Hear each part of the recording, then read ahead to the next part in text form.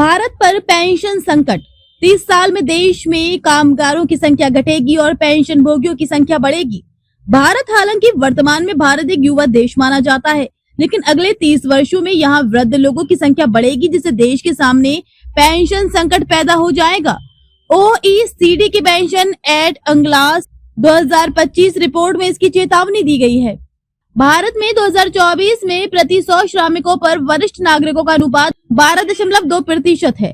ये 2054 में बढ़कर 27.1% हो जाएगा। वरिष्ठ नागरिकों की संख्या में 123% की भारी वृद्धि होगी। बढ़ती उम्र दराज आबादी देश की पेंशन और स्वास्थ्य प्रणालियों पर भारी दबाव डालेगी। सेवानिवृत्त लोगों की संख्या बढ़ेगी, जबकि कर्मचारियों की संख्या घटेगी। रिपोर्ट में कहा गया है कि भविष्य में ये संकट जन्म दर में गिरावट, जीवन प्रत्याशा में वृद्धि और कार्यबल में कमी के कारण उत्पन्न होंगे।